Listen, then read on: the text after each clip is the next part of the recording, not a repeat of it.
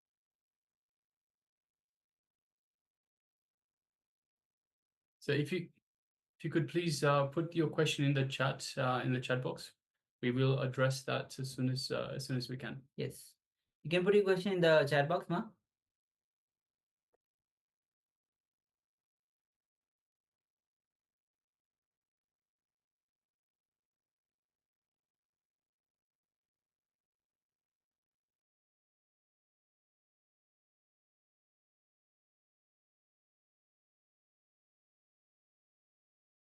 Yes. So Ma, is that okay? Can you type your question in the chat box, please?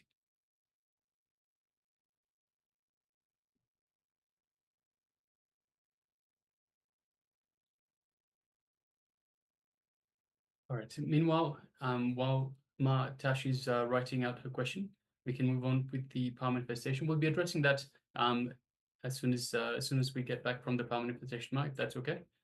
If that's not absolutely urgent. Yes. All right. So we have a number of items in front of us. So in this power manifestation, it is the power of remote vision. We will be asking you, the participants, to scan the items that we have in front of us. So we have a number of items in front of us through the power of remote vision, through connecting to Swamiji himself. You will be scanning what items we have in front of us. So sit with your head and spine in a straight line and visualize Swamiji in a space. And connect to Swamiji through your third eye to Swamiji's third eye. It is with the deep feeling connection with Bhagwan that you'll be able to see remotely, able to scan remotely what are the objects that are there in front of us. So drop all your delusions, all your confusions, all your doubts. Just drop it with a strong declaration that you are Nithyananda Paramashivoham. Anything else you think as your identity is just pure delusion. You are Nithyananda Paramashivoham. And from the space of oneness, absolute unclutching, complete completion, let's start chanting Mahavakya. Om Nithyananda Paramashivoham. Om Nithyananda Paramashivoham. Om Nithyananda Paramashivoham. As you vibrate with this Mahavakya and with a deep feeling connection with Bhagwan, let's start scanning the objects which are there in front of us. Let's begin. Om Nithyananda Paramashivoham. Om Nithyananda Paramashivoham. Om Nithyananda Paramashivoham. Om Nithyananda Paramashivoham. Om Nithyananda Paramashivoham. Om Nithyananda Paramashivoham. Om Nithyananda Paramashivoham. Om Nithyananda Paramashivoham. Om Nithyananda Paramashivoham. Om Nithyananda Paramashivoham. Om Nithyananda Paramashivoham. Om Nithyananda Paramashivoham.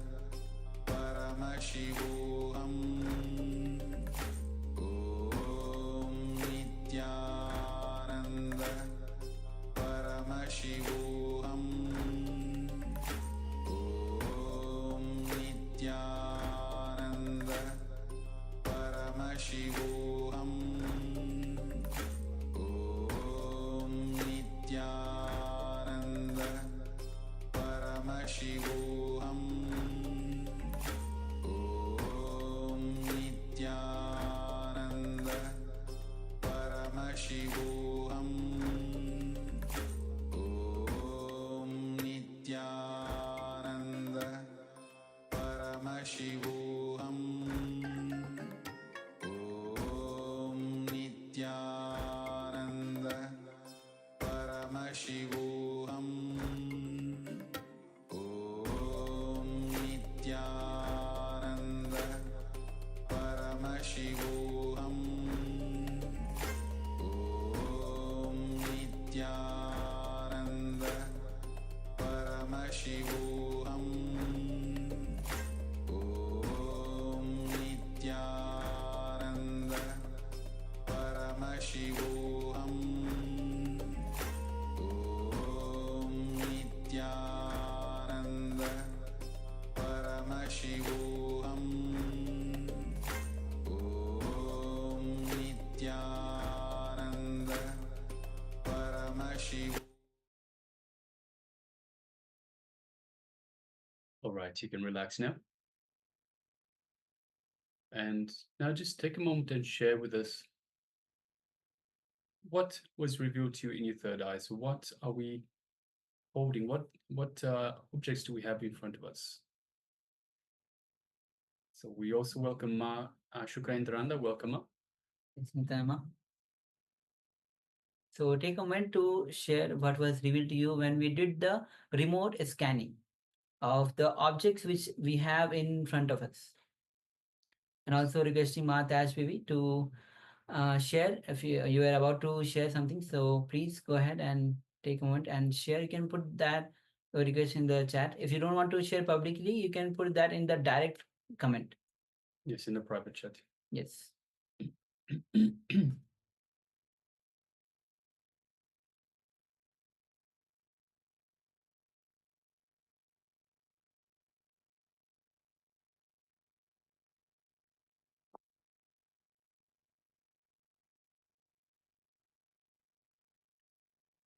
Yes, so once again, we have a number of objects in front of us. And through the power of remote vision, you would have scanned and let us know what objects we are keeping in front of us. Just take a moment and share. Ma Anupama shares locket. Okay, thank you, Ma, for sharing. Yes, thank you, Ma. And Claudia, Ma Wave and Me, Ma Tashvivi, and all also those who have cameras switched off, they can also go ahead and share what object that we had in front of us. Yes, Ma Wei Wen Mei, if you took part in this power manifestation, let us know. So Ma Nithyananda, if you're there, if you've taken part in the power manifestation, do let us know. Please share with us what was revealed to you in your third eye.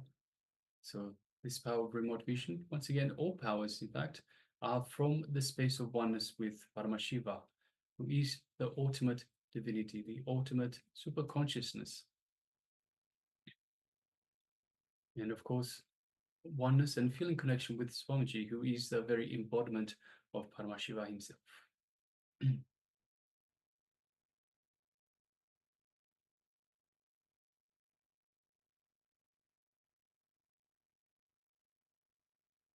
So also requesting Ma Kaylee Wang, Ma Shu Wei Ping, Ma Nyana Priyananda, and Ma Shukra Indrananda. If you're there with us, please switch on your cameras and please be available in the camera frame for this program.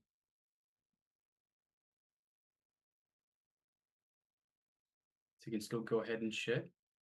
And meanwhile, we'll get ready to reveal some of the objects that we had in front of us. So once again, this was, so for the participants that have just recently joined us, this was the power of remote vision.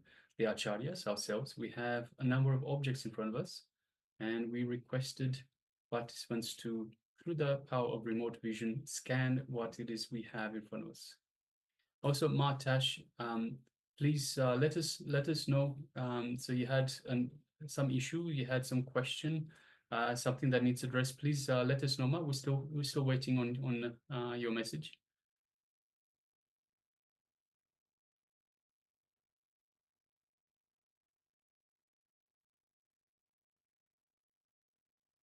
All right. Meanwhile, let us share some of the objects that we had. So let me start. So I have here, if I can show this. So I have, let me see. So I have the padkas. So this is what I do daily puja to. I also have nice deity of Shiva, Paramashiva. You can see. Maybe that is better. Paramashiva, yes. And I also have a nice deity of Ganapati. So I don't know if you can see it. I don't know if you can see it properly. So yes. So these are the deities that I use for puja. And we have one more thing, which is a mala, kind of a Spatika mala. Not sure exactly if it's Spatika or not. So if you can see, just how do we bring it more closer so that you can have a closer look. So yes, Spatika mala. Right. So thank you. Ma Anupama shares a locket. So it kind of resembles, because we don't have any locket though in the mala. But the black spots might be considered or might be looked as the locket. All right. Thank you, Ma, for sharing. Yes, thank you. All right. So with this, we'll be moving on to the next session. And of course, Ma, Ashvivi, if you are yet to share anything that you want to share, please go ahead. You can put that in the chat box. If you want, you can share privately also. So as soon as you share, Mark, we'll be attending to that straight away. All right. So the next session is going to be on the 4 states of consciousness. As somebody shares that what we have is deep sleep state, dream state, waking state, and turiya state. In the relation, one more. Yes, so these 4 states Swamiji will be taking us through. So please come to the space of listening and let's understand and cognize this truth.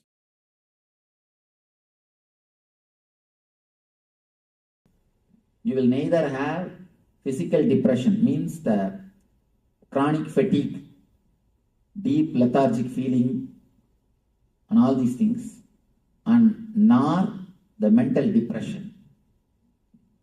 The more you are depressed, less you will sleep. Understand? People always think, depressed people always sleep, Swamiji. No. The more you are depressed, less you will sleep. Because at the time of causal body, the subtle body will enter into causal body. At the time of subtle body, the causal body will enter into subtle body. They both will not get along with each other. They both not getting along with each other is only expressed as a depression and insomnia. Depression and insomnia are very closely related diseases. Physical lethargy, mental lethargy, and insomnia. All the 3 are very closely related. We should mainly concentrate on one thing. Beef is the food which will create total physical lethargy. Our country is suffering because of beef mainly. Beef is the food which will create total physical lethargy. So naturally, mental lethargy. Next is depression. Obesity, depression, insomnia. All the 3 problems are connected to the same root, which is the major problem of these countries. All these 3. Am I right? These 3 is the major problems which we are facing. No? 60% is obesity.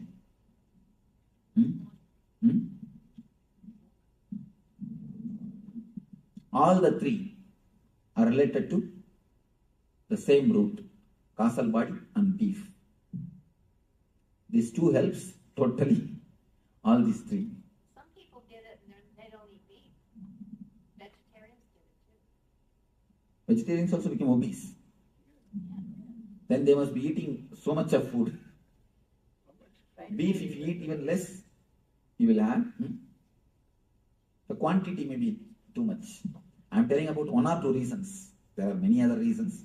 I'm telling about the major reasons, especially on this causal body. That fear towards darkness, the deep insecurity is also the disturbance of causal body. If you are totally eased with the causal body and totally relaxed into the causal body, you will not have continuous insecure feeling. So much of insurance companies will not be necessary. So much of insurance company means what? Continuous feeling of insecurity. No, truth. These are all insights. So many insurance companies. It shows we are in deep insecurity. In India, hardly 2% of the population goes for even life insurance. Even the life insurance.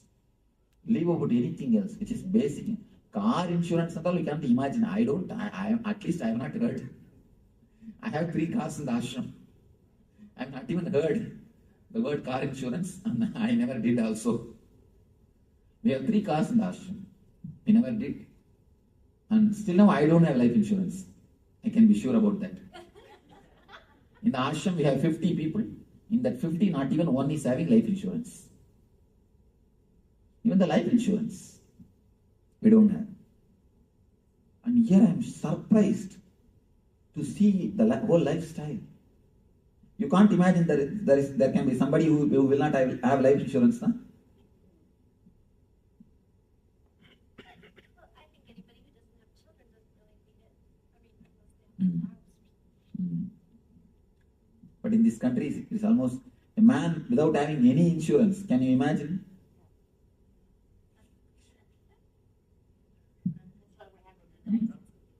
Huh? Without health insurance, that is what? Huh? What insurance? Oh, car insurance. You can't even drive. Law. See, how laws are created. Collective thinking. Anyhow, but I am surprised to see. Now, I am not blaming. It's good in a way because people are helped, and even if some accident, it's not that India is not having accidents. So much of accidents are happening, and nobody is there to help. Here, at least you are getting helped by the insurance company. That is okay. But I am telling the mental setup. The mental setup. But the way, you see, you must take insurance and do everything, all the outer world things, nothing wrong. But we must work to remove the insecurity also. That we have forgotten. Apart from taking insurance and making all the security for the life, you should start working on the mind also to remove the insecure feeling. That we have not done it. That is the place we failed. And the East, they did everything to remove the insecure feeling, and they forgot to make the security for outside. Both miss one item. I think both can be brought together. Anyhow, now, very simple but highly effective meditation technique to make ease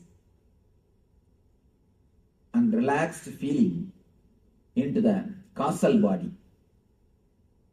With this meditation, if any of you have the insomnia or depression problem, do this meditation at least for 21 days. You can simply fall into sleep and you can simply come out like a fresh flower. Coming out of sleep like a fresh flower is what I call health. Health means when you get up from your bed, your steps from your bed to your bathroom, your steps should not be steps, it should be more like a dance. Then you are healthy. Then you can be sure you are healthy. You are alive. You are vibrant. If you fall totally into sleep, you will come out totally fresh and alive. So some comment? Something? I was feeling silly. Nice. Yes, some question. Let me explain this meditation technique. It is time we should fall into this technique. It's nothing, just you are going to meditate on deep darkness. First few minutes you will think you don't have head. Because head means with colors. Head is always associated with colors. And you will be continuously visualizing. The moment you start visualizing that you don't have head, automatically you will fall into the darkness. It's almost like a consciously your energy will be pushed inside. As I was telling you, from head to Vishuddhi, from Vishuddhi to Anahata, you fall when you sleep. Now you have to fall. So you will visualize yourself. It's a two-part. First part, you will visualize yourself for a few minutes without a head. Next part, visualize you are sitting inside a cave, dark cave, inhaling the darkness and exhaling the darkness and meditating on darkness. Don't be afraid of darkness. The darkness, this darkness is living energy which rejuvenates you, which gives you again and again life, from which you are born, in which you are going to end, which gives you tremendous energy.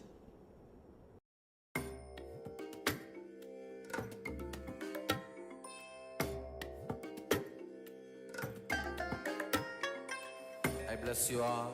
Let you all open all your three eyes and manifest the powers of Mahasudashiva. Om Nithyananda Paramashivoham. Om Nithyananda Paramashivoham. Om Nithyananda Paramashivoham. Om Nithyananda Paramashivoham.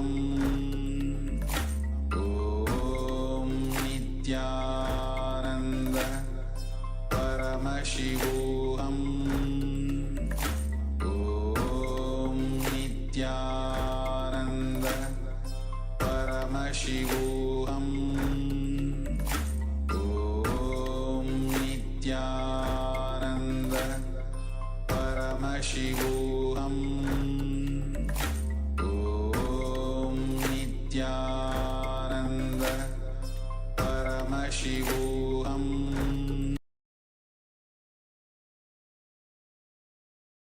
Yes, Nithyananda, all of you. So after this revelation by Swamiji, let's enter into the 5 states of consciousness.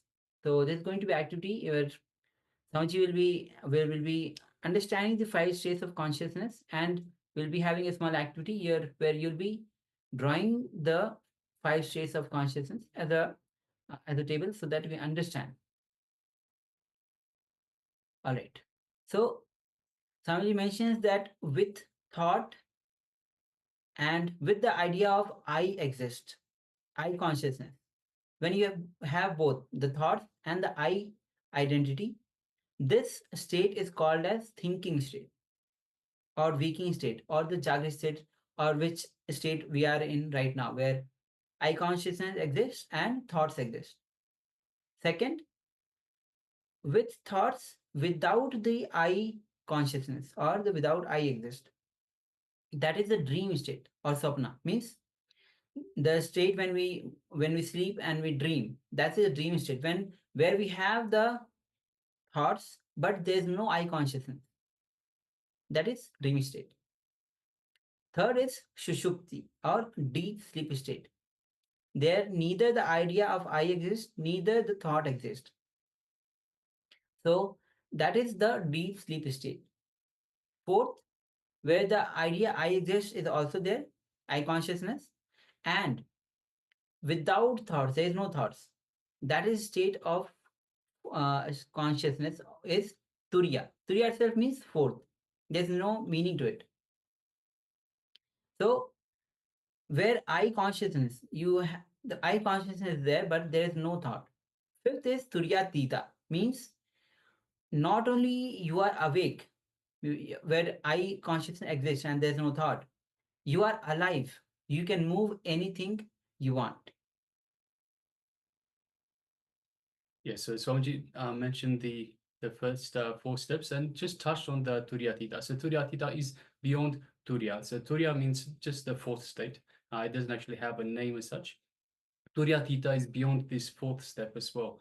So it means you are alive. You are awake to everything that is happening around. So you have full consciousness.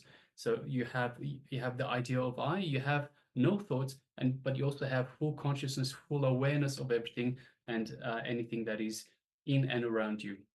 So next we'll be moving on. Actually, let us first display this slide for you. So if I can request everyone, please gather your pads and pens and write these down. So just take a moment and write these down. And next we'll be having a look, or at least read through, and then we'll have a look at creating a table with these 5 states, so you understand the 4 different states plus Turyatita in terms of with I consciousness, without I consciousness, with thoughts and without thoughts. So just take a moment to have a read through this one so you understand. You can also write it down if you wish. We'll just give you a couple of minutes. Then we'll move on to creating a table as such for these 5 states. Let us begin.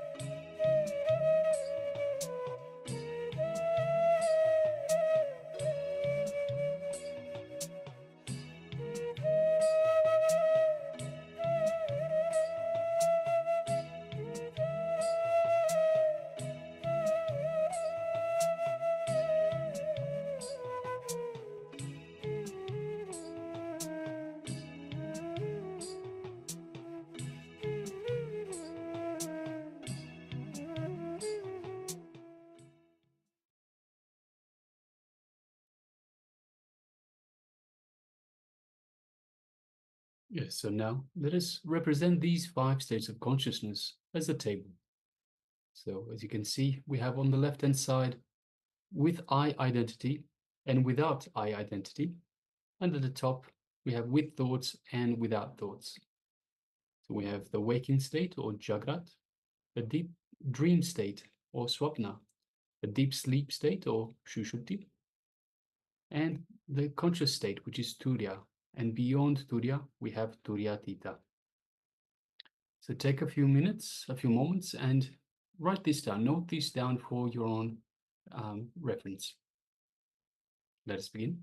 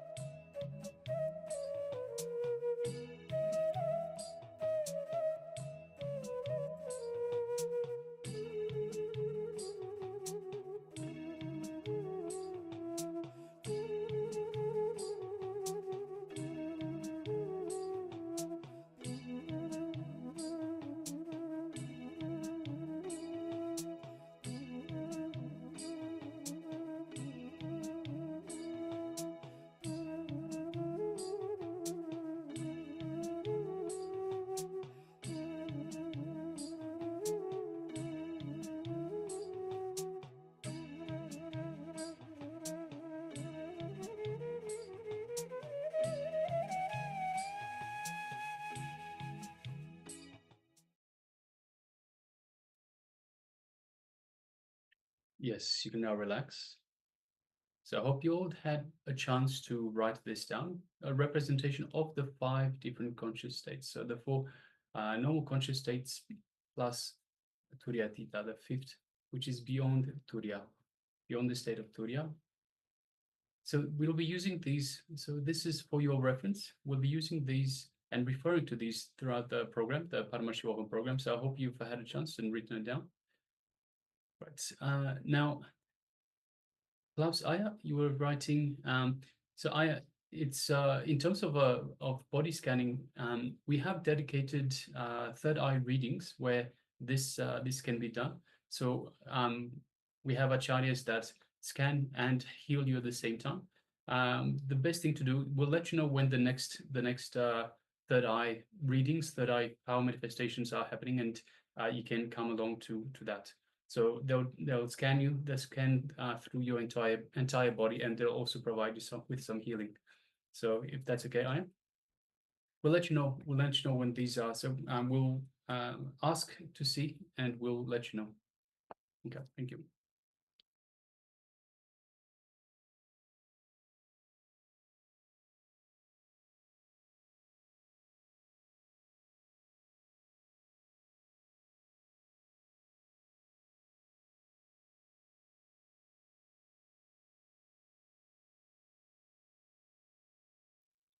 Also, Tash. So yes, Tash, if you're still there with us, we're still waiting. We haven't had anything written from you. You had something that you wanted to ask, something you wanted to get off your chest. Please let us know in the chat box. So Tash, if you're still there. All right, we'll come back to Tash in a little while. Meanwhile, we would like to also welcome Ma Dong. Welcome, Ma Dong. Yes. And yes, Nithyananda Ma. We had Ma Hung Mui Long as well, just left. All right. Yes, thank you, Klaus. All right. So in the next segment is once again the power manifestation, and this time the acharyas ourselves will be writing something down on a piece of paper in front of us. So in this round of power manifestation, I'll be writing, or we'll be writing something on paper, and you will be scanning to see what we are writing. What did we write on the piece of paper? So it could be anything at all. I haven't thought of anything just yet, but yeah, I will do so soon. So you will be scanning us, the acharyas, for what we have written down on a piece of paper in front of us. Yes. So meanwhile, the acharya is getting ready with the pen and paper. He already has the paper with him. So he'll be, yes, as you can see. Yeah, So it's and empty at the completely blank. moment. Maybe we can show a little closer. So at the moment it is empty. There's Yes. nothing on this piece of paper. So right now he's going to start penning down, or maybe sketch or anything. So let's get ready for this power manifestation. You can sit with your head, neck, spine in a straight line. Yes. So this piece of paper from that big one. So Acharya is going to write down, or even a sketch or anything that comes in the mind of the Acharya at this moment. So nothing is there before. So let's get ready for this. You can sit with your head, neck, spine in a straight line. Visualize Swamiji in your inner space and feel his energy is filling your all 40 trillion cells, energizing every pore of your body.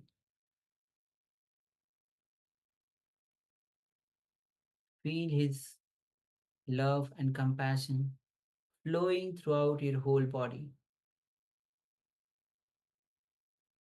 Any self-doubt that is coming, just drop it. Any doubt, any self-hatred, denial that is coming, just drop it. Just drop every identity that you carry. Then you enter into the space of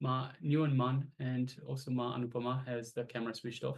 If you're there with us, please switch on your cameras. And if you have taken part in this palm manifestation, then let us know what was revealed, what was the result of your remote scanning for the writing that I have written on the piece of paper in front of me.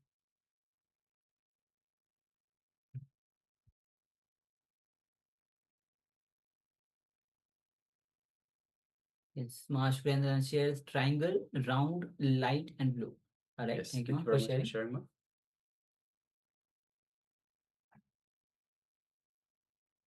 It's Claudia. If you have manifested, please take a comment and share. Also, Ma Tash Baby. So Ma Tash, are you so we're still waiting. So you were looking to communicate something to us. Are we still waiting for that communication? So if there's something that we can help you with, by all means, please write it down, Ma. Let us know in the chat box, either private or public, as you wish, and we will address that, Ma.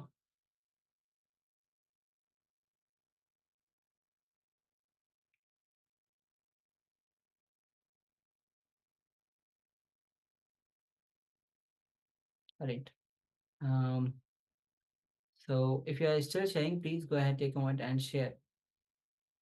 And meanwhile, we can actually show what the Acharya has actually penned down. Yes, So let's see if we it will can- show up. We can go closer. Yeah, and then we'll it will try to go match as well. closer and see if it shows up. No, this way. It's Too much light. Yeah, put your hand on the back part.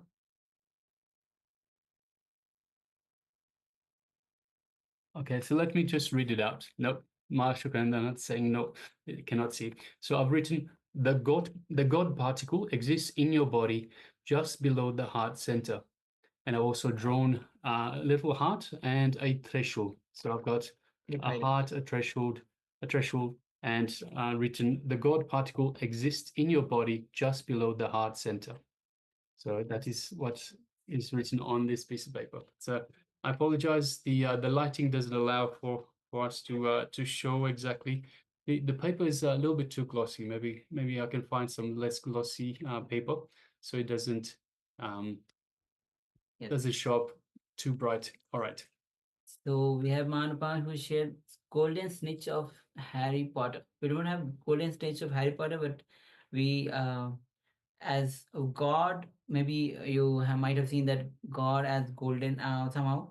All right. So what do we all have now? So therefore, unidentified object. So in terms of the threshold itself, Ma, so there's the little drums that when you shake the threshold, it makes the noise. Maybe you interpreted that as the snitch of Harry Potter, Ma. I've got a heart drawn. Maybe somehow that looks like an UFO. And yes, so I've got the God particle exists in your body just below the heart center. So let's see, B, flying object, hovercraft, golden snitch of Harry Potter, UFO, acrobatic, flying, helicopter, hummingbird, and Sri Ram. Yes, all right. Thank you very much for sharing that. And Ma Shukrendra shares triangle, round, light, and blue. Yes. So triangle, even the trident, the trishul, is kind of a triangle shape. Yes. So definitely can. Even the damru has two damru. The damru is called it can be like two triangles meeting at one point. Yes. And also at the size, it is round. So it is the Yes. drums on each side that is round. And I've also got the heart shape, which is somewhat round as well. And the writing itself is blue. So you have blue in there. The writing itself is blue. And With the blue pen, light. And light, well, we have the God particle. So the God particle is always light. So yes, thank you very much for sharing, Ma. And because of the light, we are not able to see what was written. So light is definitely there. Yes, light on so many levels. Yes, Ma. All right. Thank you, Ma, for sharing Yes, and manifesting. sharing. All right. So Ma, Anupama shows an identified object. Yes. So yes, the God particle, the soul, is an unidentified object. Sri Ram resides in the heart chakra. Yes. Yes. Thank you very much for sharing, Ma. Yes. So we do have the heart the heart center and the heart drawing itself. So yes, thank you very much for sharing, Ma Anupama. All right. Thank you all for taking part and manifesting this power. Okay, all right. So with this, we'll be moving on for the next round, next session, which is going to be on the Kriya for the Jathagni, for the digestion. As all of us might know that Jathagni means the fire in the stomach, which is responsible for the digestion. The more Jathagni you have, the more your ability to digest food, or not only food, but everything, it becomes much more, increases. Especially in the morning time, you have the Jathagni much more, especially after the sunrise, after like 6 o'clock. The Jathagni is stronger. That's why the time that time, if you eat, your ability to digest food is much better. So in this kriya, we'll be entering into the kriya for the digestive, for the Jathagni, for the digestion. So yes, so let us come to the space of listening. Sit comfortably with the head, neck, and spine in a straight line, as Somchi reveals. It takes us through the kriya for the fire in your stomach.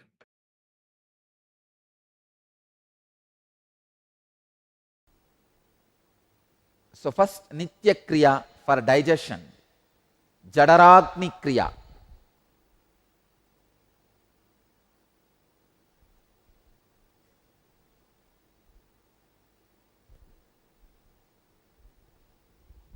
See, Hatha Yoga very beautifully. In Hatha Yoga Pratipika, the Guru's role is explained.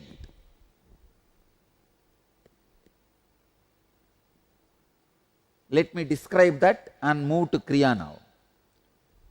Supta Guru Prasadena Yata Chakrati Kundali Tada Sarvani Batmani Vidyante Krantayopicha.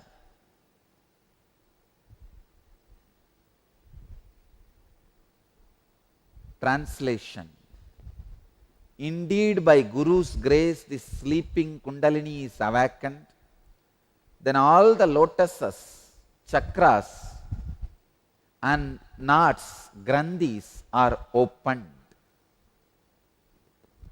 Supta Guru Prasadena Yata Jagardi Kundali Tada Sarvani Batmani Vidyante Krantayopicha.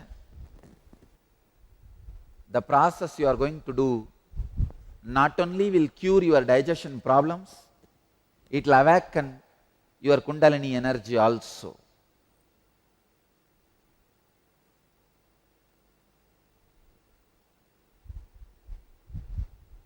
Next verse. Sashaila Vanadarinam Yata Adarau Hinayakaha Sarvesham Yogatantranam Tata Darohi Kundali. As the serpent upholds the earth and its mountains, Seshanaga upholds earth and mountains and woods. So Kundalini is the support of all yoga practices. Now, through this Kriya, we are going to awaken the Kundalini Shakti. Next verse. Now we are entering into the exact technique. In Hatha Yoga Sutras, 3rd chapter, 10th verse. Padamulena vamena yonim sambhitya dakshinam prasaritam padam krutva karabhyam dharayet trudam. Understand? Now I am giving you the first instruction. Press the left heel into the perineum. Straighten the right leg and with hands firmly take hold of the outstretched foot. Straighten the right leg.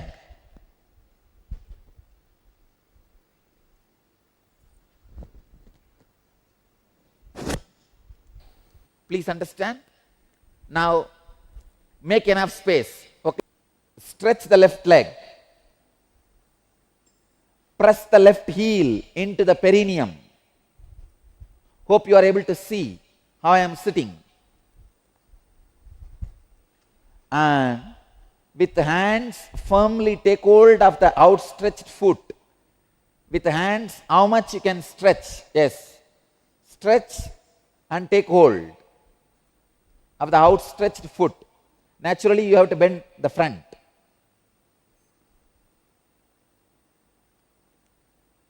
You may have to bend the front. Do it as much as you can.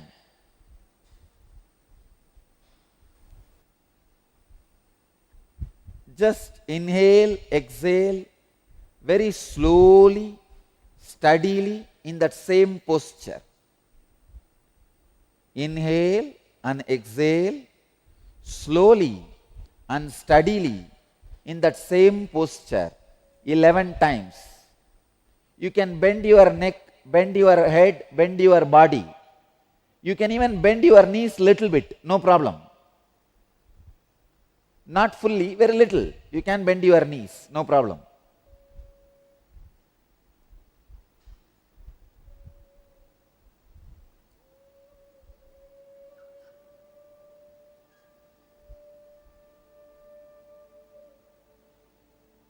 Inhale and exhale at least 11 times very smoothly in a relaxed way.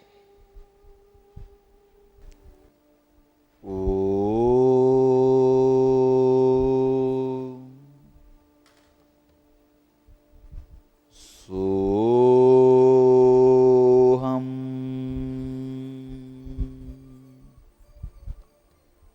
Hamsam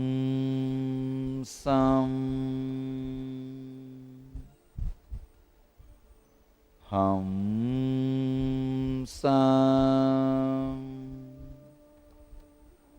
Hamsam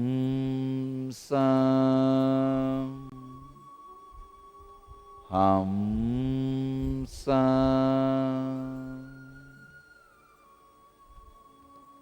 Now come back. Look up. Let you be sitting in the same position. Your heels into the perineum. Straight right leg, but you can look up, look straight. You can leave your hands now. Next instruction, next step. Kante pantam samaropya dharayet vayum urdvataha yata danta hatas sarpo dandakarakaha prajayate. By locking the throat and retaining the breath, the prana rises straight, just like a snake beaten with a stick becomes straight.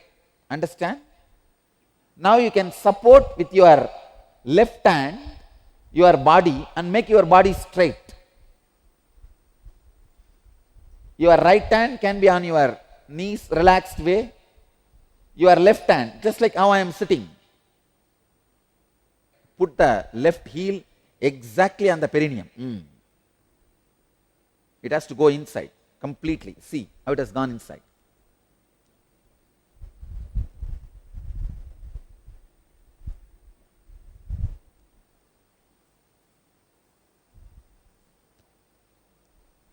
Let me now give the instruction, second instruction. Lock the throat and retain the breath. How? Just turn the tongue. Turn the tongue and lock it. Turn the tongue and push it up. That is locking the throat. Now, turn the tongue and lock the throat Do not allow inhaling and exhaling as long as you can. When you feel you can't hold anymore, allow the inhaling and exhaling. Again, lock. Lock and hold as long as you can, and release when you can't. Again, lock and hold as long as you can. Do this 21 times. Now you will see the intense Kundalini awakening and the stomach, whole digestion system getting healed. Start. Lock the throat. Hreem.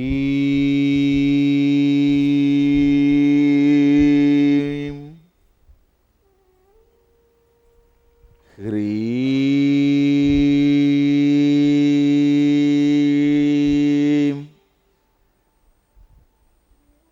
Hreem.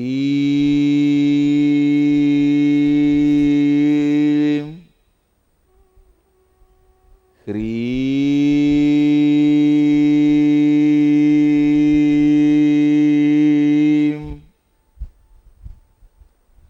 Hreem.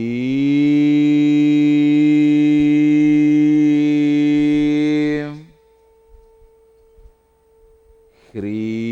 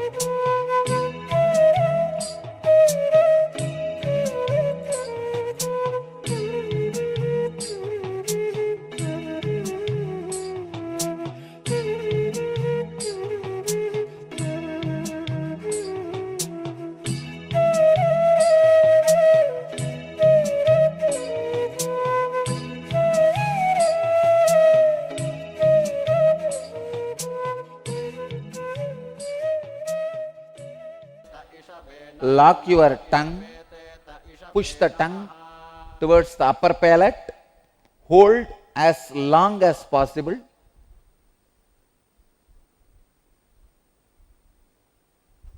When you feel you can't hold anymore, relax, exhale slowly and gradually, not quickly, and again hold. Holding as long as you can. Do this 21 times with closed eyes. Your body can be straight. You can use your left hand to support your body. Right hand can be relaxed on your knees. Close your eyes and do this holding 21 times. Om Hri.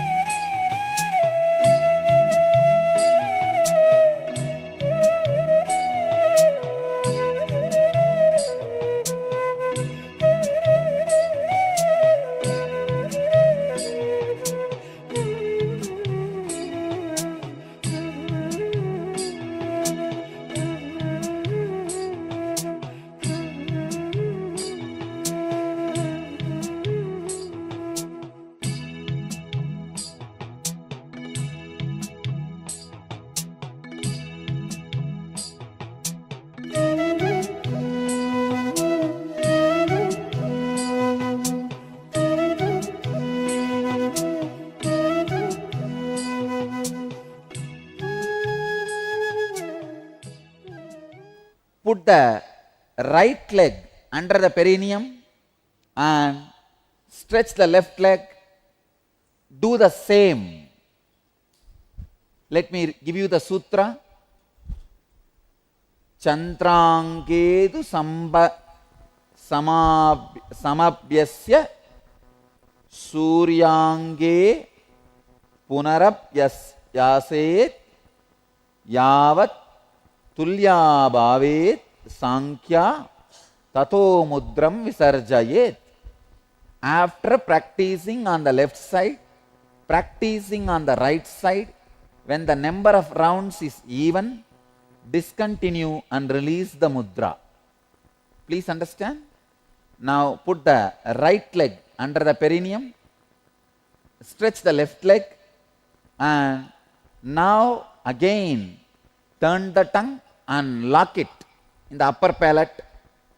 Hold as long as you can. When you feel you can't hold anymore, exhale slowly. Don't exhale quickly, slowly and steadily. Hold as long as you can and exhale slowly, steadily. Do this 21 times again.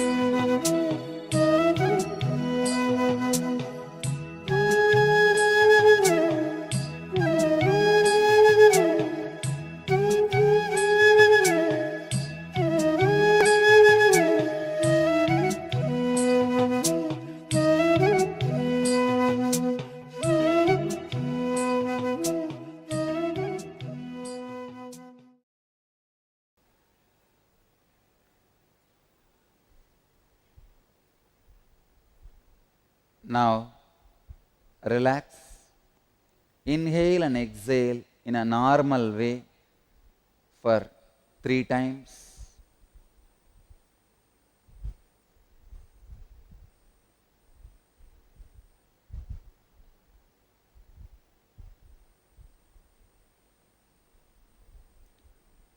Now I will describe the benefits of this process.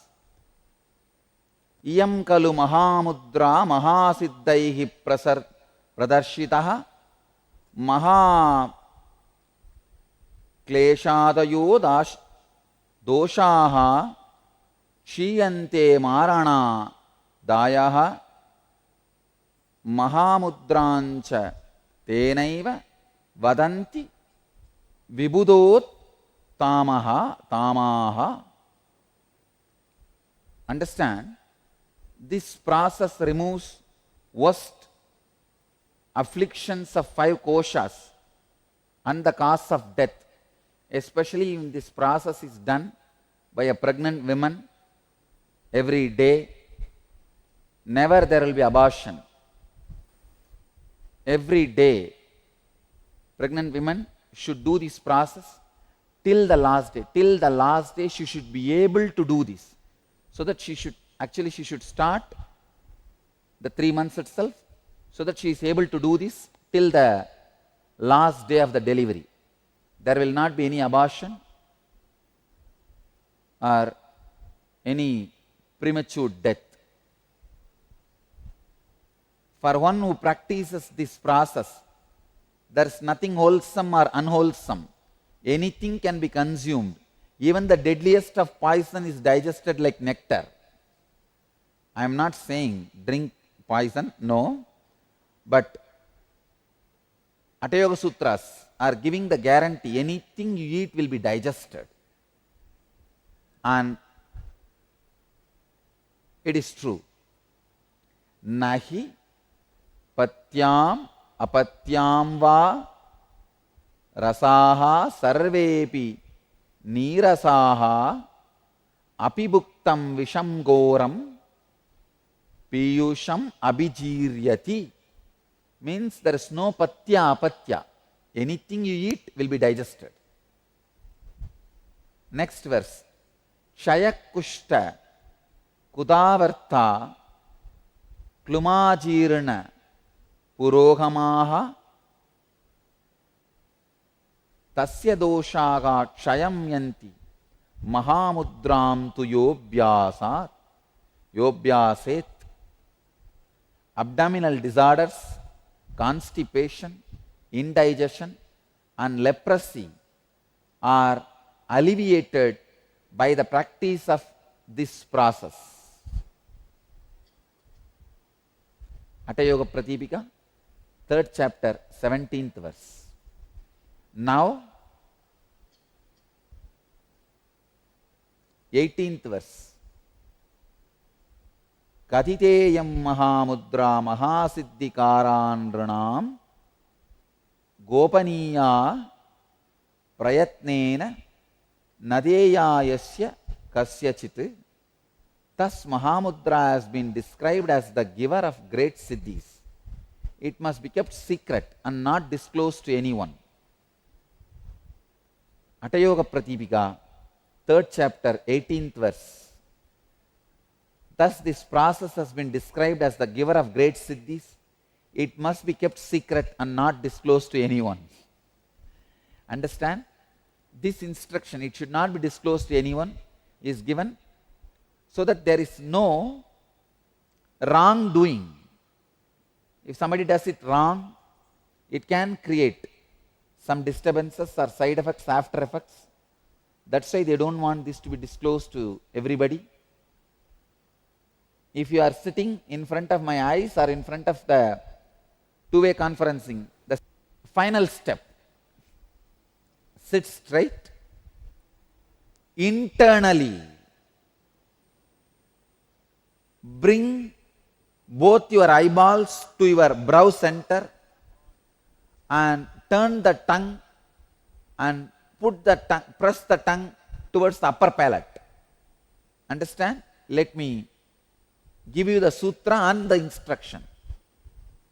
Kapala guhare jiva, kapala guhare jihva, pravishta viparitaga, bruvor antargata drishtihi mudra bhavati kechari.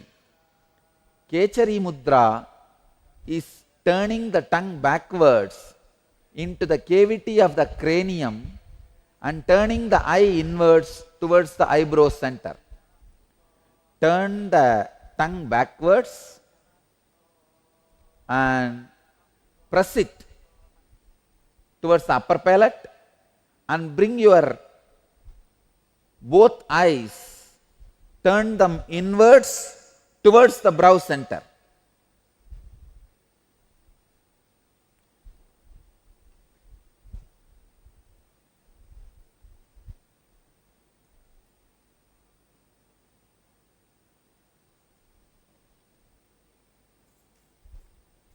Press the turned tongue up, upper palate. Second, turn your eyes inwards and towards to the brow center. Lock like this. When you feel you can't hold anymore, then exhale slowly. Again lock it. Do this 21 times. Up.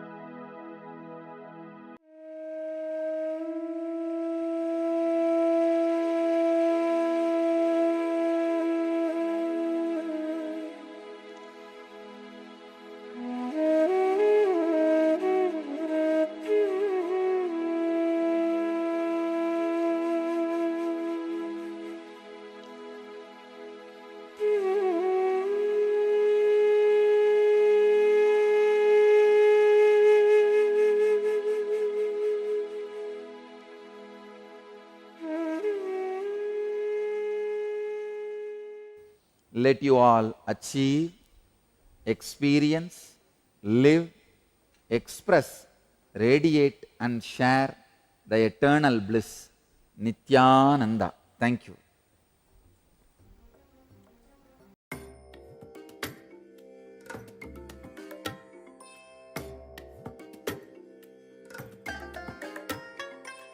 I bless you all.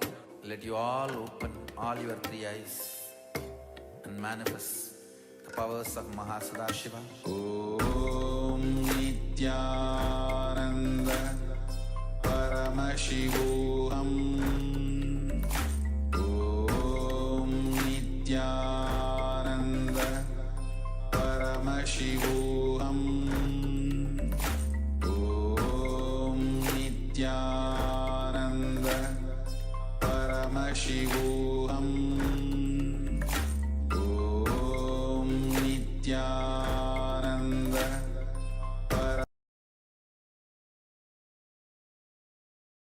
Yes. So after this beautiful and intense kriya for the Jatharagni, many people in their life face this problem where the food that they ate, they are not able to digest. The digestion power has become very low. For this, Jatharagni that is there in the stomach, the fire that is responsible for the digestion, that is, if you increase that fire, you'll be able to digest food without any without much of struggle. And when the Jatharagni is strong, the food that we eat will be much very fastly absorbed, digested. So this kriya was for the Jatharagni. So next we'll be moving on to the next session, which is going to be on. So just before we move on to the next section, so we'd just like to also welcome Ma Jiaxin Zhang. Welcome, Yes. welcome to the program. Yes, Ma Kari Nithyananda. Yes, And Nithyananda. also, yes, and also requesting Ma Anupma, Ma Kali Wang, Wei Min, Ma Zhu Wei Ping, and Yun Ma. Yes, requesting everyone please switch on your cameras. Also, with the person Ma iPad. Ganambananda, he's showing his iPad. If you're there, Ma, please make sure you are visible on camera. Yes. All right. So with this, let's enter into the next session. Next session is going to be on the awakening of the innate physical layer, the intelligence, the awakening the intelligence of the physical layer. Swamiji says very beautifully, the body has intelligence of its own. Body is pure intelligence.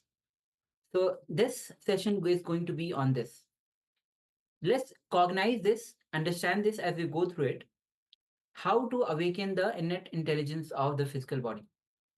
Only when we understand, we will be able, when we cognize, then we will be able, we know the possibility that it carries. Then we will be able to work on it. We know the possibility for it. So let's enter into this revelation and have the space of listening. So let's get started.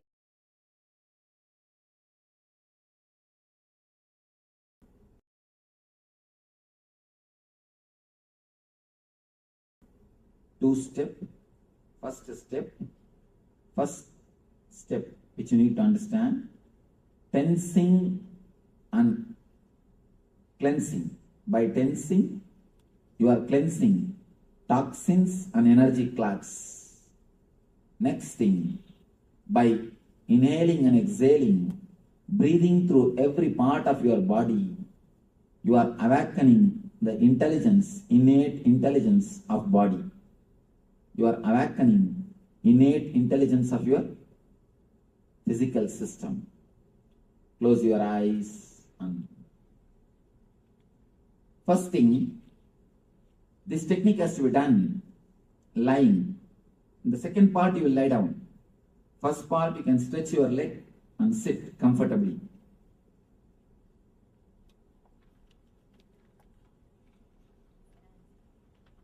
Make enough space to lie down. Yes. Yes, please tie the ribbon. Now she can sit on the chair itself. Anybody heart patient or underwent any surgery in last 3 months? What?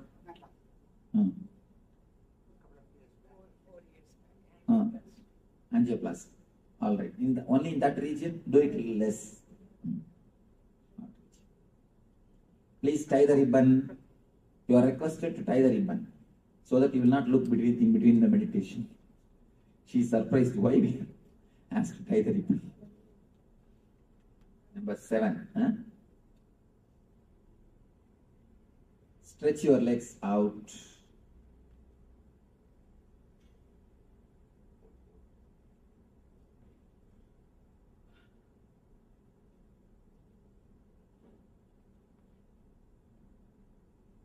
Start inhaling and exhaling as slowly as possible, as deeply as possible.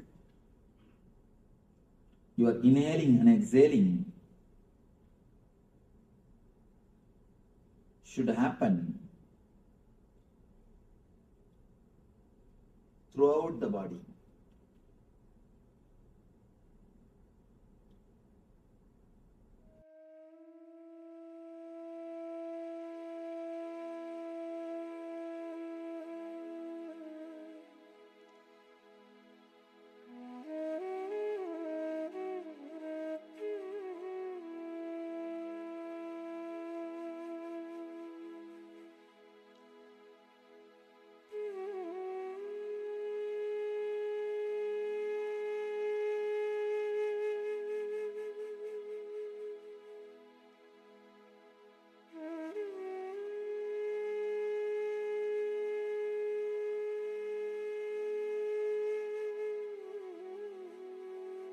First step which you need to understand, tensing and cleansing. By tensing, you are cleansing toxins and energy clots.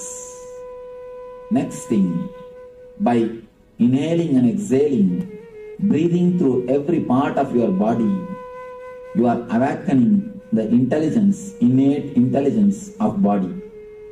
You are awakening innate intelligence of your physical system.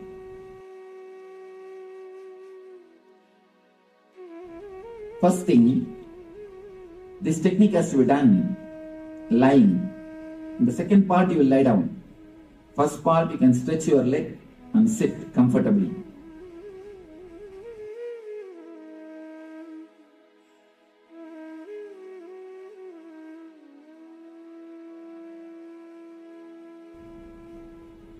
Start inhaling and exhaling as slowly as possible, as deeply as possible.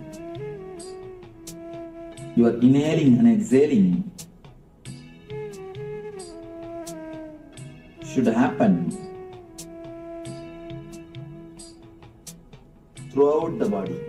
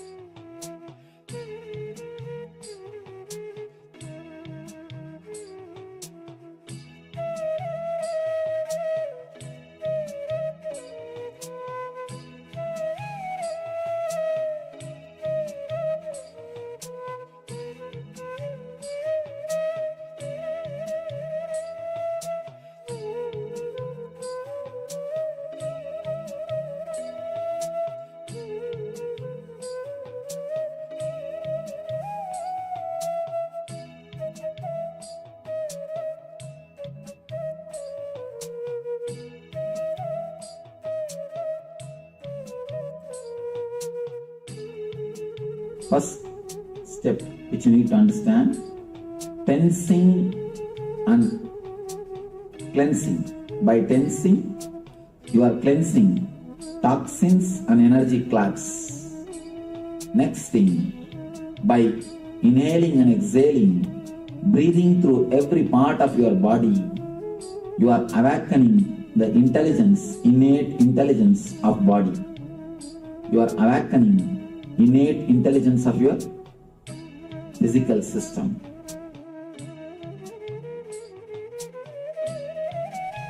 First thing, this technique has to be done lying. In the second part, you will lie down. First part, you can stretch your leg and sit comfortably.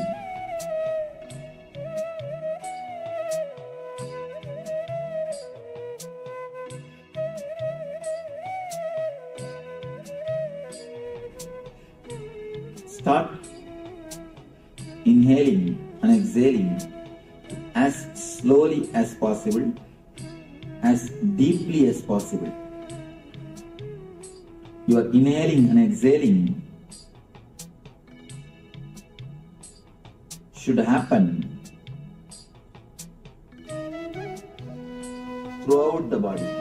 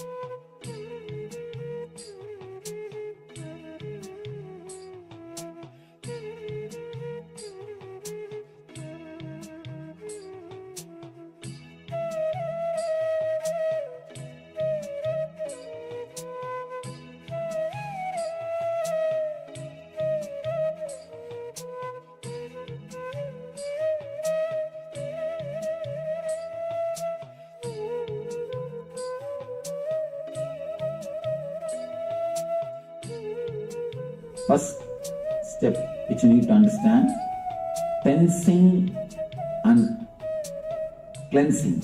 By tensing, you are cleansing toxins and energy clouds. Next thing, by inhaling and exhaling, breathing through every part of your body, you are awakening the intelligence, innate intelligence of body. You are awakening innate intelligence of your physical system.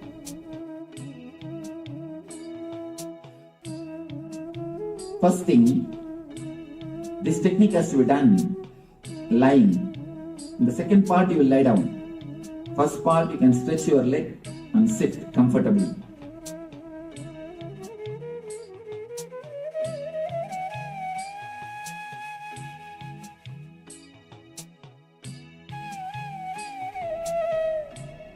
Start inhaling and exhaling as slowly as possible, as deeply as possible. You are inhaling and exhaling should happen throughout the body.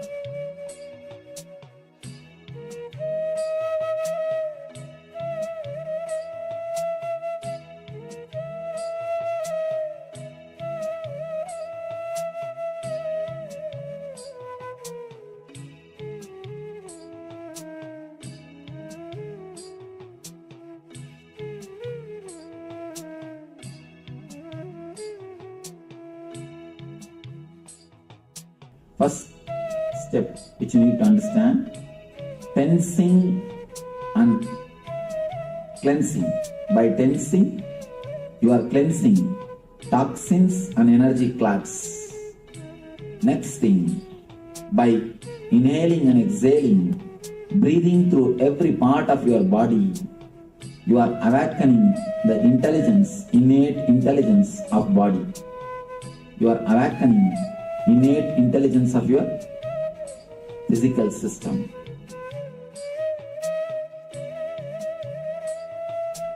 First thing, this technique has to be done lying. In the second part, you will lie down. First part, you can stretch your leg and sit comfortably.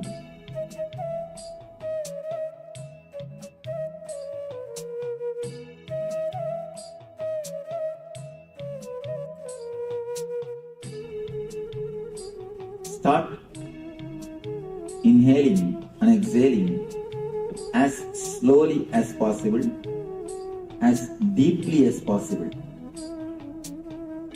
You are inhaling and exhaling should happen throughout the body.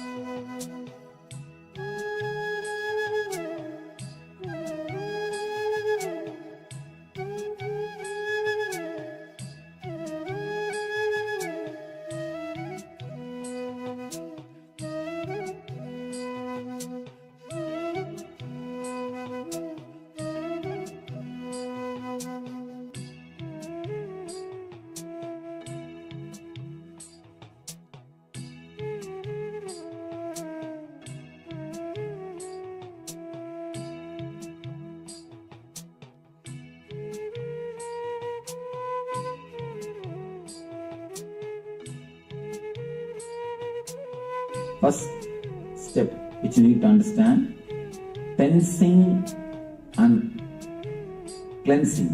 By tensing, you are cleansing toxins and energy clots. Next thing, by inhaling and exhaling, breathing through every part of your body, you are awakening the intelligence, innate intelligence of body.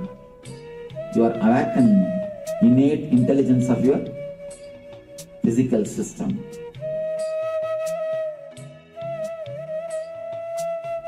First thing, this technique has to be done lying. In the second part, you will lie down. First part, you can stretch your leg and sit comfortably.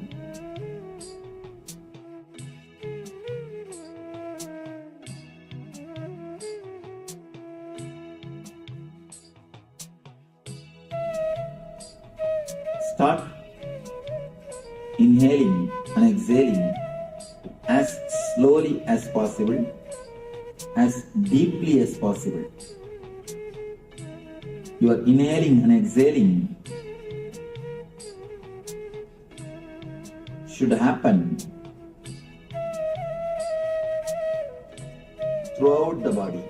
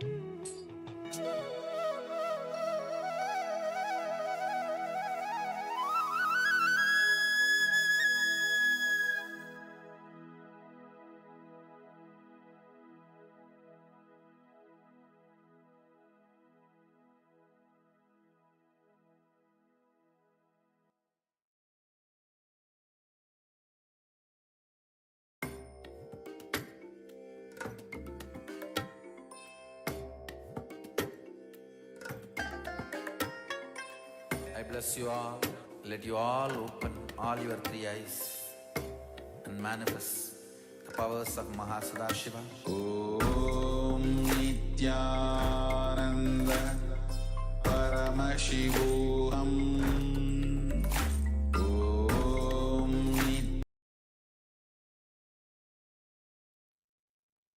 Yes, Nithyananda, all of you. Nithyananda. So we just had the technique for the awakening of the innate intelligence of the physical layer. And also we have Ma Agampriya who has joined us. Nithyananda. Nithyananda, welcome. Yes. So now we'll be understanding, Sanji will be revealing us on the physical layer itself. We had the technique. Let's go through the physical layer, as today we are going through the three layers: the physical layer, subtle layer, and the causal layer. So let's enter into the revelation by Swamiji on the physical layer.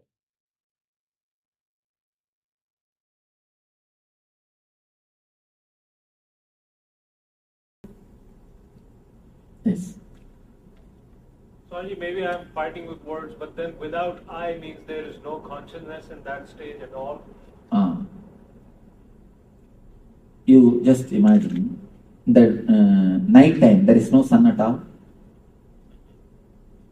Can you say in the night time there is no sun? No, we cannot say that. But the sun is there. We can't see. Sun is there. We can't see. Same way, the consciousness is there. We can't see. That's the without I.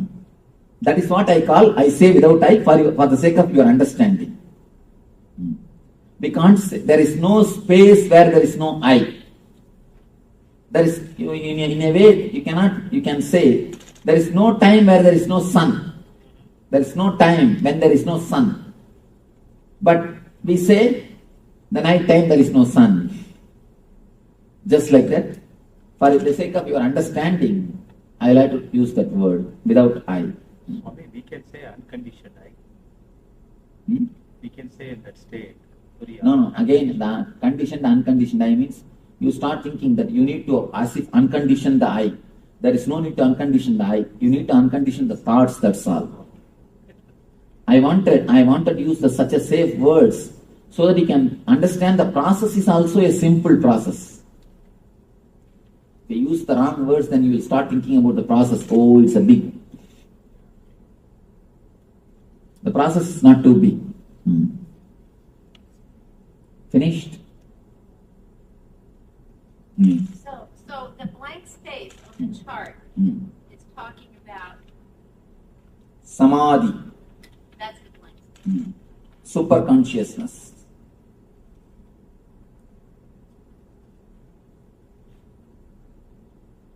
Let me explain about the physical body. Enough, don't take notes. If you take, the moment you bend for the notes, I stop speaking. After every session's gap, you can take notes.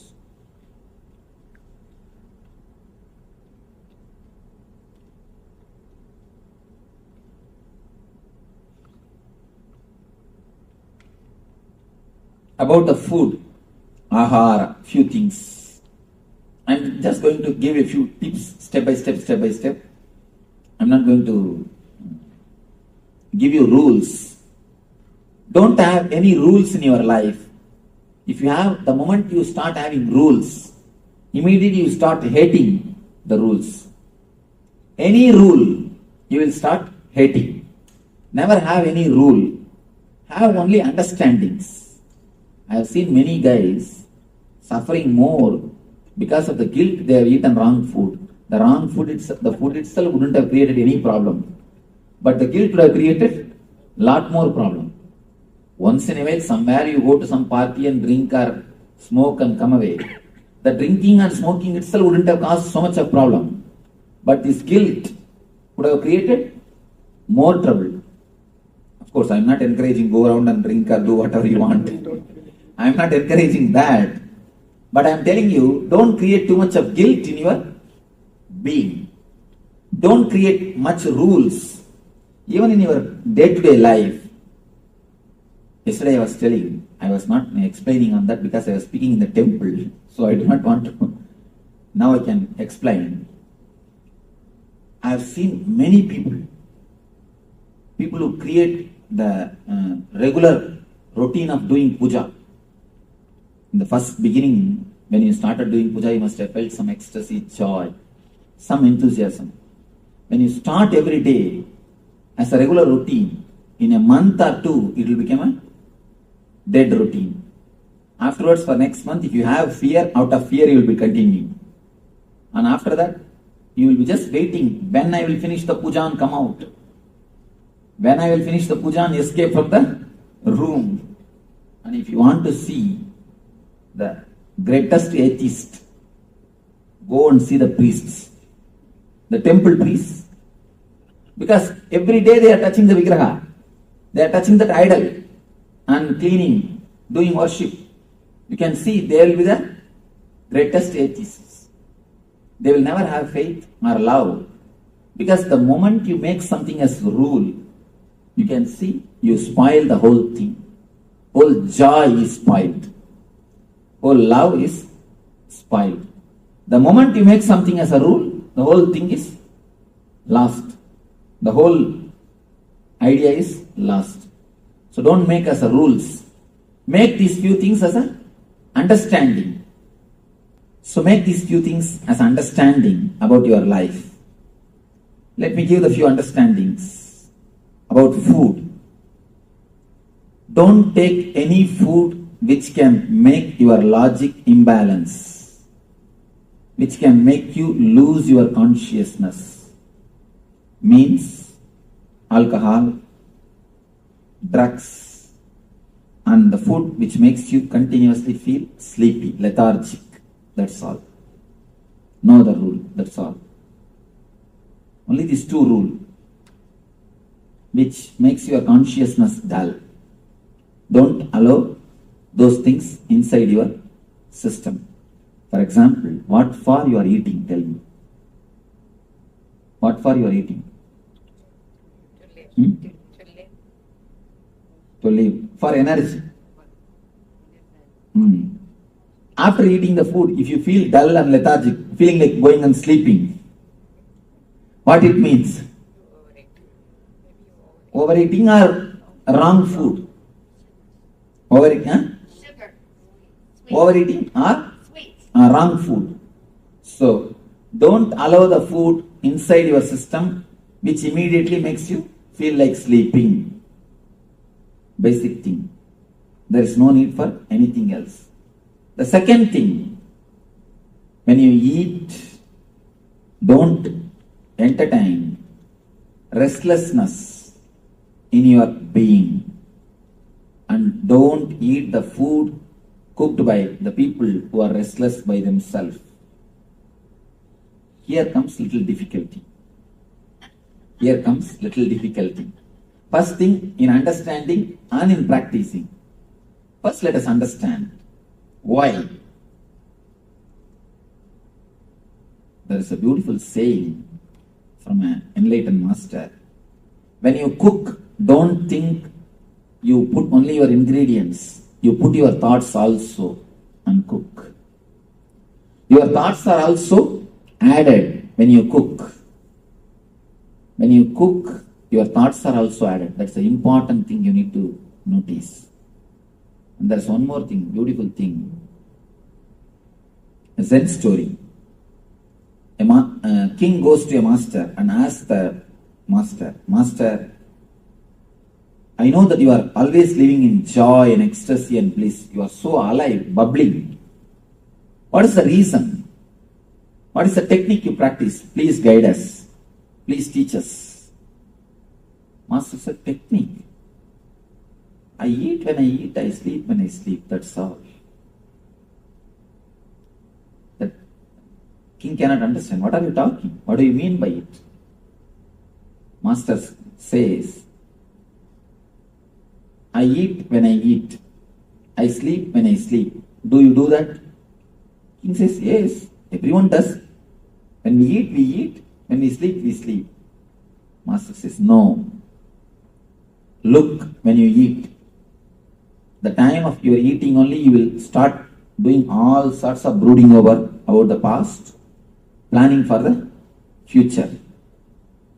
You will be either worrying about the future or worrying about the past.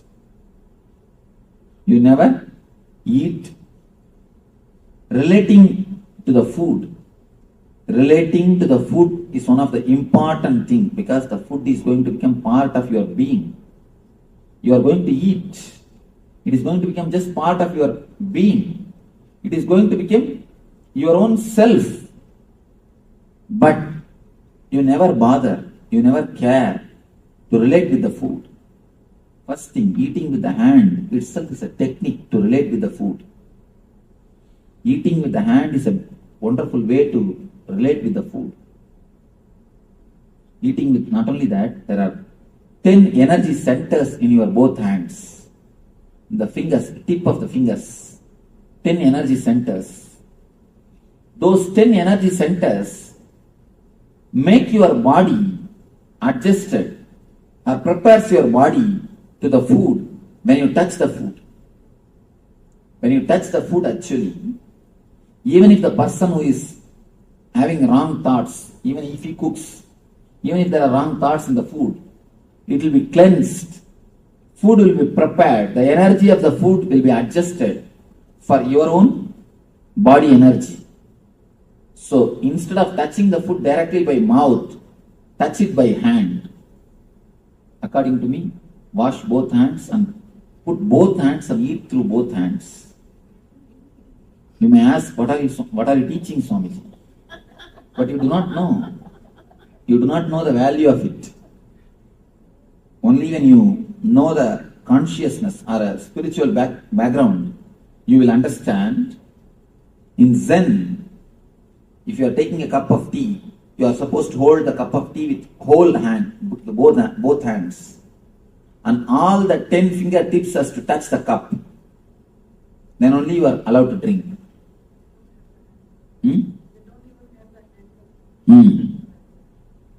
Then only you are allowed to drink. And not only that, you do not know consciously how much makes the difference. Try today, just try today. Wash your hands thoroughly.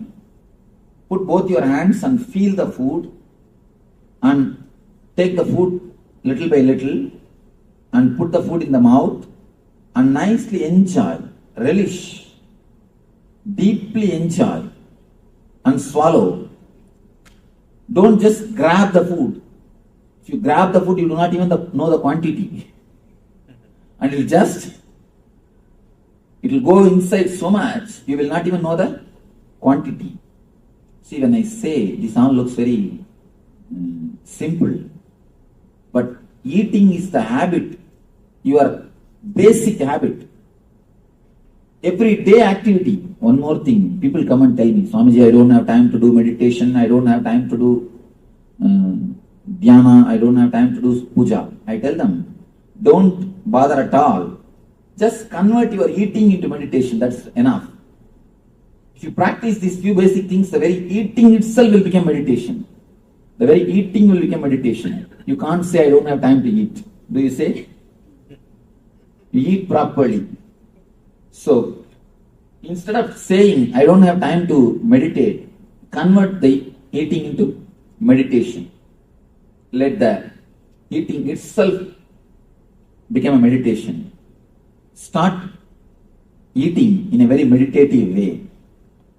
Put both hands and, if possible, sit with closed eyes for 1 or 2 minutes and don't bother about any other work. First, don't watch TV or don't do anything else when you eat. Put both hands. Feel almost you are praying. Be in the mood of prayer. Be in the same mood of meditation and start putting the food inside your body. You will see your whole being is totally different. And not only that, your body will automatically inform you when to stop. At particular time you will stop. You will never overeat. No animal suffers the obesity. We are the only animal who suffer obesity problem. Have you seen any animal suffering obesity problem? In India, cows will be tied just near the straw. Straw will be 24 hours it will be available to them. But they will never overeat. They never suffer overeating. If 1 or 2 animals overeat means maybe a habit from you. They picked that from us. You are keeping the pet food always for the dogs. Have you seen any dog overeating? Yes, you have seen, it means you are training them. You have trained them. And you see, now I am surprised. The pet animals here, they catch cold. In India, I have never seen any animal catching cold. I have never seen. Here, because too much when you take care, it becomes almost like you. All the attitudes of human beings are picked up by the pet animals. No wild animals catches cold. No wild animals suffer so much of disease like pet animals.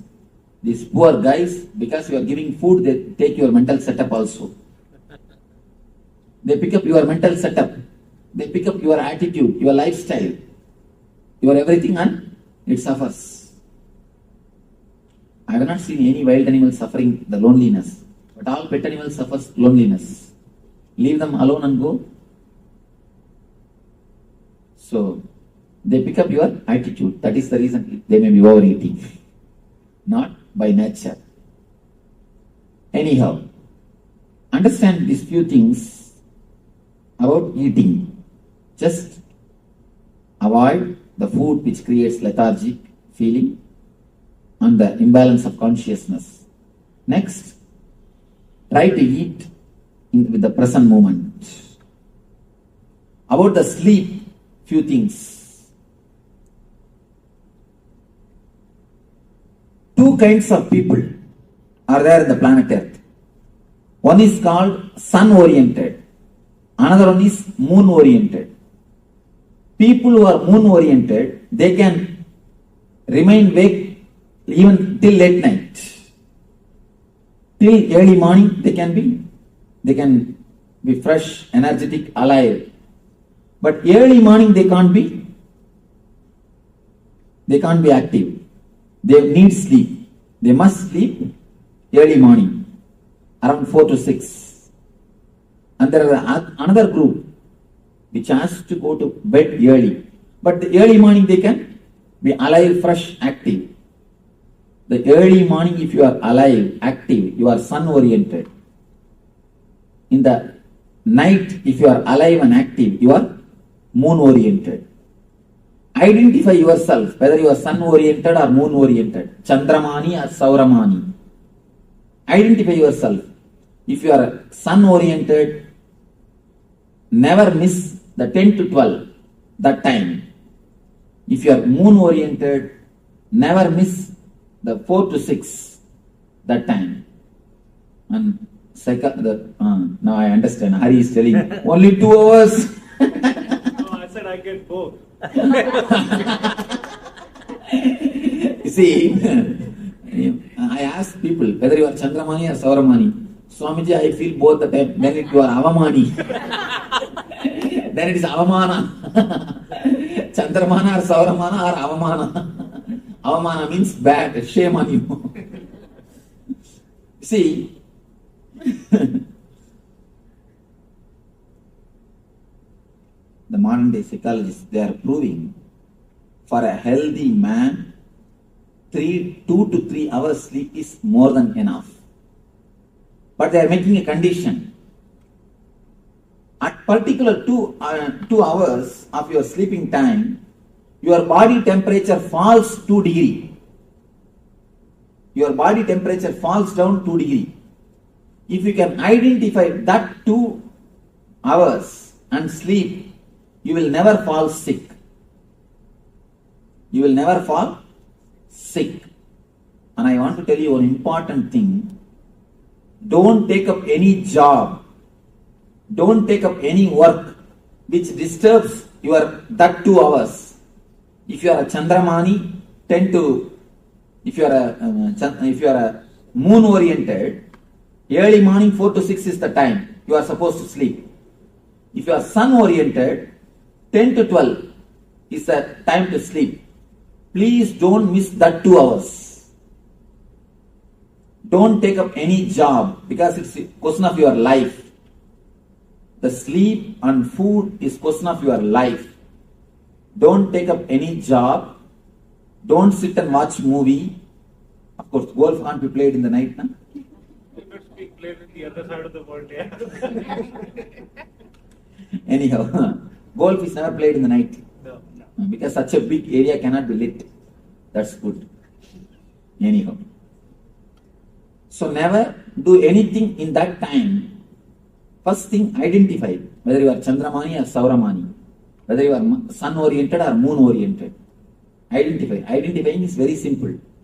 3 days, try this and try that. And with which process you are more fresh, you are that. That's all. And both gives you dullness means only God has to save you. Go immediately. Pray to God. Always one thing makes you feel more fresh, more alive. One more thing, never take any decision in the opposite time.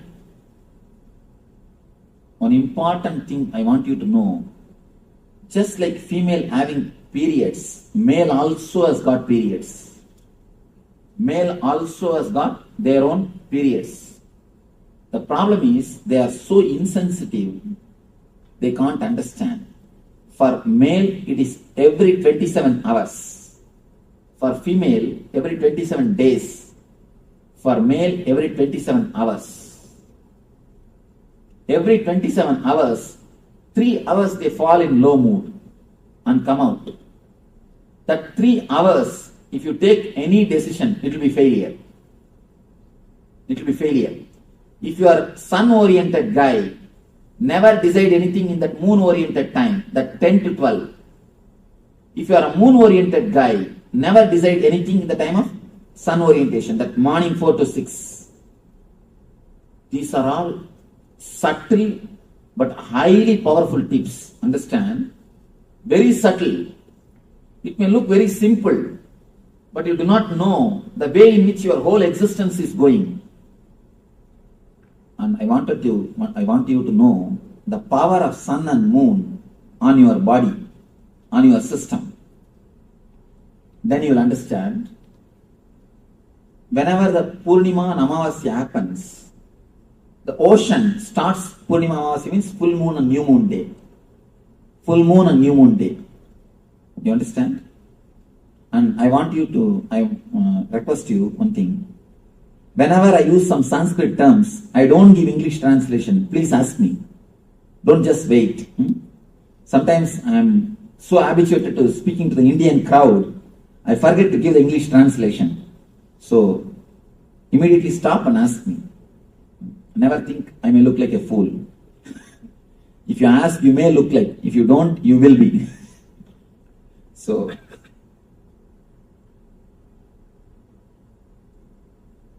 new moon day and full moon day, you can see ocean will create big waves.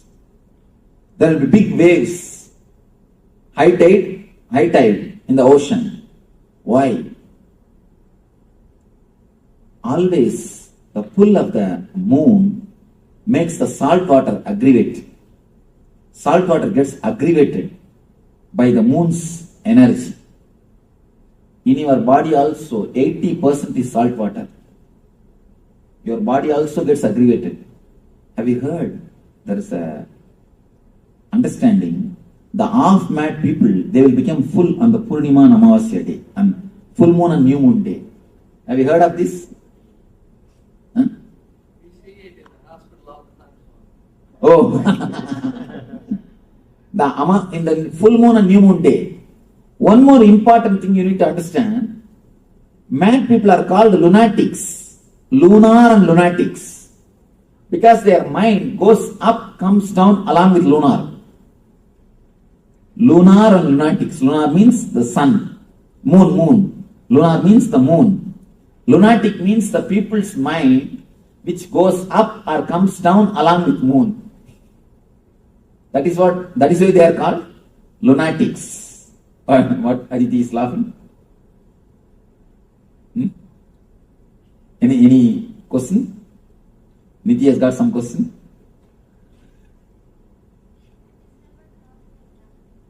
You remember? That is why I am here, you are there. Lunar and lunatic.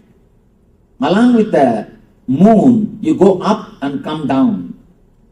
And one important thing, Nile River is worshipped as a god by these Egyptians, Egyptian kings. They worship Nile River as a god.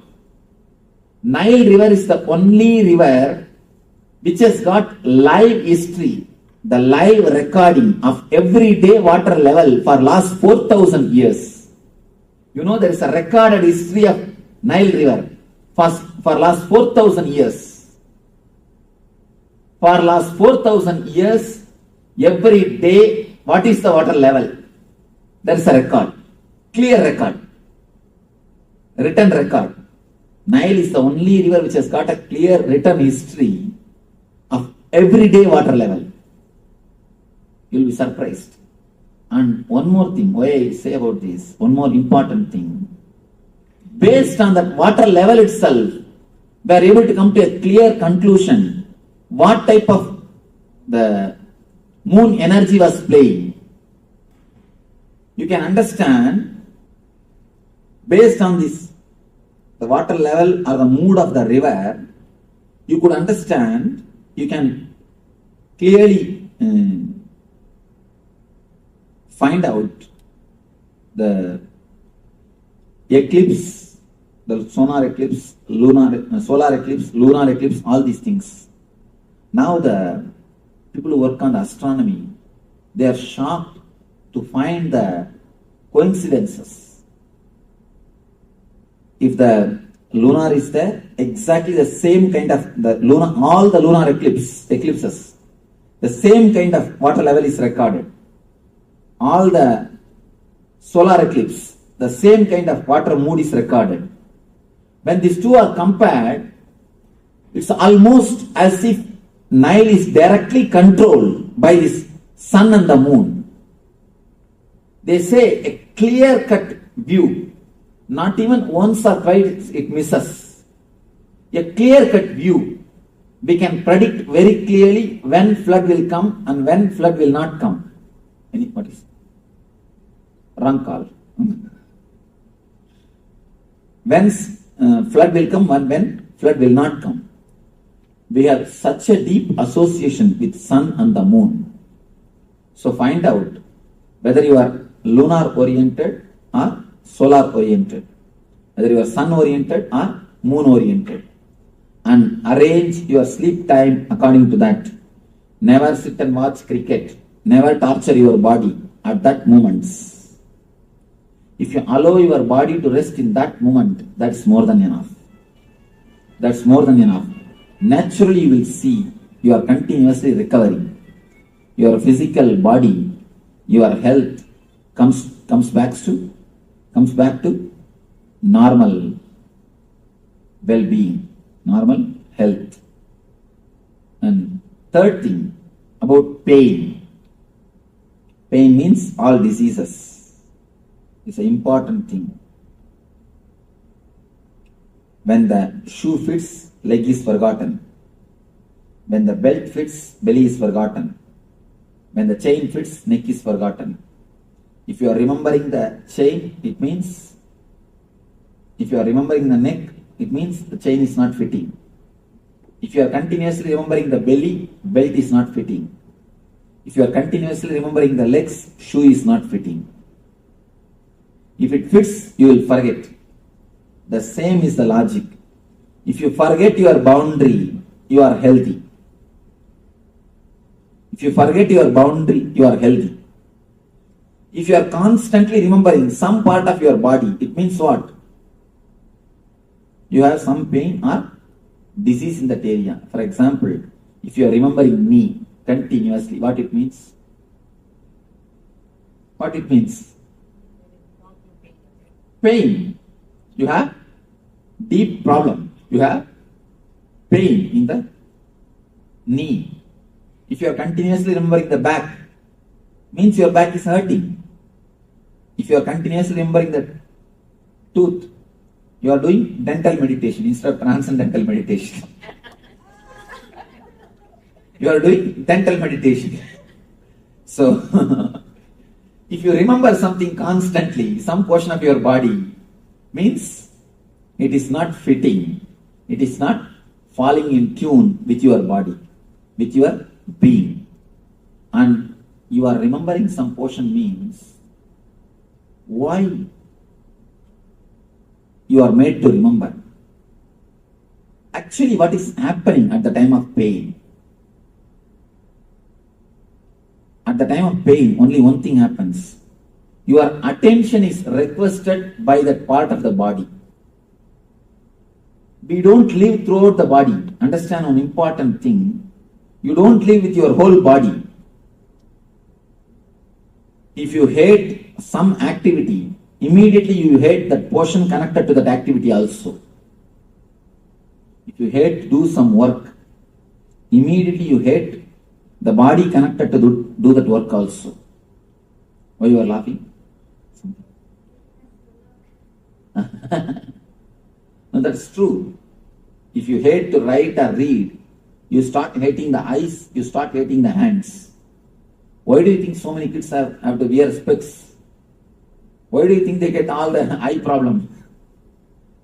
When you hate to do some job, automatically, naturally, you start hating that part of the body also. You start hating that part of the body also. Here I have to tell you a small incident. It's even though a little awkward, I have to tell because it is such a truth. It's such a deeply connected truth. I have to tell this. One of our devotees, she attended an NSP. She stays in America only, in America. She had a tumor on the spinal cord. A big tumor. You can see, you can even feel that such a big tumor in the spinal cord. For last 12 years, more than 12 years, she herself is a person who is in the medical field. Because of that, she underwent surgery also. Even after the surgery, it again came back. Nothing could be done. It is there, it is there, it is there. In our meditation camp, we have a session like opening and telling about your guilts. We work on the people's guilt. What all the guilts you have from the past memory. One by one we bring it out and I explain about the guilts. In that session, she suddenly started weeping profusely. And she said, I have a deep guilt because I have been abused when I was 6-7-year-old girl. When she was very young, she has been abused. And not only that, again the same man who is her own relative exploited her when she became little elderly person also. And just yesterday I read I read a pamphlet. I read an advertisement in the book. In America, 1 among the 4 kids are abused. I was shocked. 25%. 1 among the 4 is too much. 25%. And it's recorded. Only recorded thing, not unrecorded. I do not know how many come out and open it. It's recorded. Anyhow, she, after again, when she became a little grown up also, that person has abused her. When she said this, it was so painful to take the guilt out from her and to make her feel relaxed and comfortable. It took at least 10 minutes for me. Of course, with a lot of energy and with a lot of understanding, insight, she has been comforted, relaxed. And you will be surprised, shocked to hear. In 10 days, the tumor disappeared. Really, it happened. In 10 days, the tumor disappeared.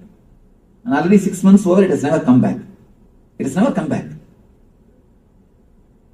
The tumor which did not disappear by surgery, which came back even after surgery, just disappeared just by confessing, opening it up.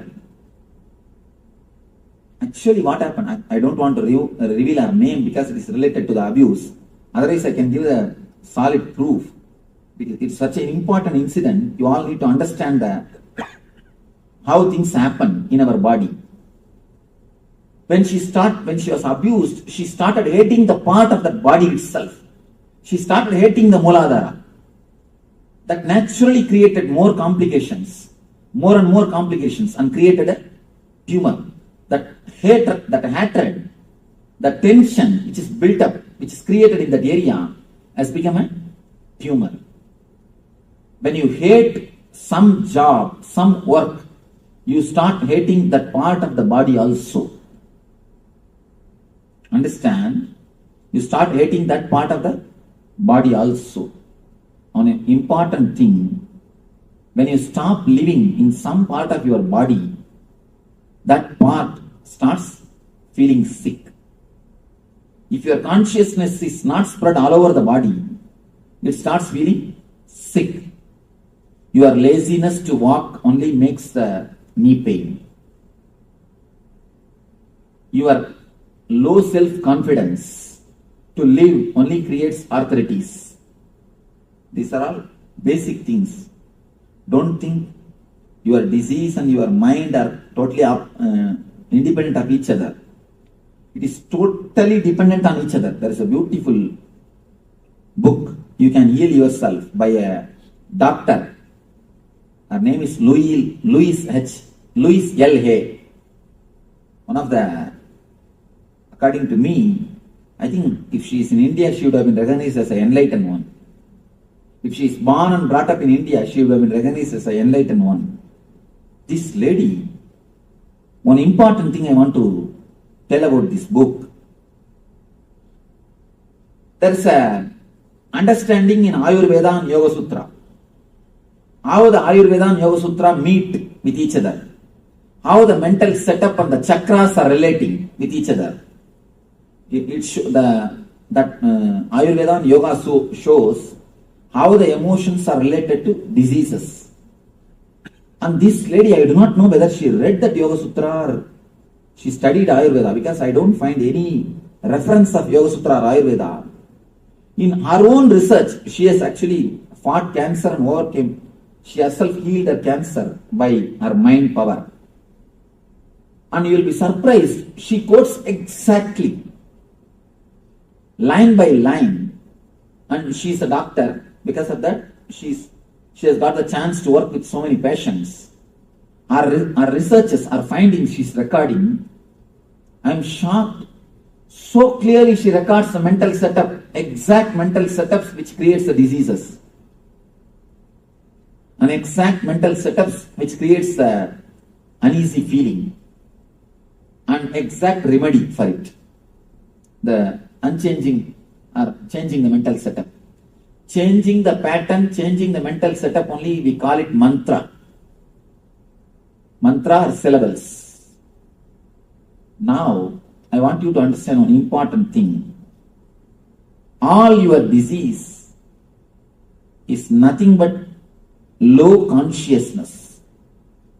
Low degree of consciousness. Some part of your body never receives enough of your attention or consciousness. You never live in that portion. Either you don't want to live or you are not aware that you are supposed to live. When you don't live throughout your body, when you don't live with your whole body, you can be sure, you can be very clear that that portion will start suffering. That part will start asking for your attention. A small, simple technique which you can practice in the house. Whenever you get pain, whenever you get any pain, headache or knee pain or stomach pain, when you get headache, don't start giving headache to others. First, analyze. When we get, what we do immediately? We start sharing. First, lie down, close your eyes, travel in the area where you have pain. Drop the word pain, just travel. Look as if a child looks at something new, how he will look intensely. How he will look something new. The same way, with the same intensity, with the same feeling of inquiry, with the inquiry sense, look at it as deeply as possible, without any idea of pain. Drop the word pain. Just look and see what is happening. You will feel very clearly, slowly, the area which is affected by pain will start shrinking. Suddenly you will feel pain is not throughout the head. it's only in particular area. Then you will feel it's only particular bit. Then you will feel slowly it will come to only a point, particular point. And if you look into that point, it will simply disappear. All pain is just requisition from that part of your body to your being to give little awareness and consciousness to you. That's all, nothing else.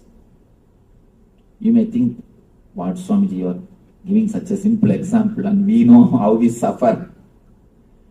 You never have any pain, that is why you talk all these things. Let me explain to you, really the incident happened. I put my hand in Kantasa car. Kantasa car. Here Kantasa is available? No. Kantasa is a heavy car. I don't know whether they make it out of stone or not. I think they make the car out of stone. So heavy, the car door is so heavy, I somehow put my hand in the car door then they closed it in Bangalore. The finger was caught and it started just swelling. When I'm seeing just it is becoming bigger and bigger and bigger. All are running, rushing to get some medicine, these, that. I said, wait, nothing. I was clearly watching. I didn't even create a sound, even the first sound. When it hits, even that sound was not created. I was clearly seeing the energy being supplied from our navel center to that area. It's like army rushing to do the job. Army rushing to protect if some flood or some cyclone. Immediately army is rushing to that area to do the relief work. Just like that, gush of energy is coming from the navel and it is moving towards your hand to that area.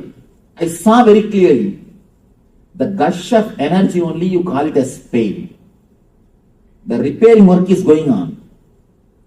You don't have so much of patience to watch it. That is why you start shouting, screaming, oh pain, pain, pain. Pain is nothing but maintenance work. Body is doing its maintenance work. Body is doing its maintenance work. And it puts the stop symbol. Don't move the hand. Please cooperate with maintenance work. That stop symbol only is pain, nothing else. When you see the maintenance construction work in the road, they put a cop on the stop symbol, no? Just like that, so that you will not disturb the construction work and maintenance work. Same way body says, I am doing a maintenance work here. Please wait, don't come. Don't move, cooperate. That's the same symbol. I saw very clearly, and not only that, just removed that nail and threw it away. And in few days, the nail came back. Just in few days, no medicine, no injection, no bandage, nothing. Just allowed the body to heal itself. It got healed, over. Totally it took some 5-6 days, that's all. Nothing else. Of course, I am not telling you to do the same thing. I am telling you at least cooperate. Apply the medicine, do whatever you want, that is different. But mentally cooperate. You can heal yourself very much. When you forget your boundary, you are healthy. If you are constantly remembering your boundary, you are in pain. Now we will enter into a small meditation technique to forget the boundary, to remove the unnecessary stress collected by you, unnecessary toxins collected by you. An important thing. Just like a blood clot, there is one thing called energy clot which happens in your system. Blood clot happens if there is something wrong in your body. Energy clot happens if there is something wrong in your emotional system. Now we will enter into a meditation technique to melt, to clear the energy clots and to remove the unnecessary toxins and to awaken the body intelligence. In this meditation, you are going to do 2 steps. First is, you are going to tense your body as much as possible to its peak, step by step. Step by step, you are going to create the maximum possible tension so that the energy clouds which is created in you will be released. The energy clouds will be released. And second thing, we will go step by step from toe to head, part by part. Pressurize or tense as if that portion will burst. As if that portion will burst. Go deep, step by step, till the head. And after that, from head to toe we are going to come. This is the second step, is the important step. This is from Yoga Sutra. This step is important technique from Yoga Sutra. According to Yoga Sutra, every part of your body is breathing. Understand? According to medical field, only your nose is breathing. According to Yoga Sutra, every part of your body is breathing. Every part of your body is intelligent to take the prana shakti directly from the air. It takes energy directly from the air. And directly it relates. It relates with the existence. That is why in India, yogis, they sit under the underground for 2 years, 3 years. I have seen a guy who sat in the underground for 1 year. Neither food, nor water, or air. Totally glass case. Tight sealed glass case. He sat under that 1 year. I asked, how at least he breathes? He said, we don't know, Swamiji. Then he came to the ashram, our ashram. He's after all a yogi, not enlightened.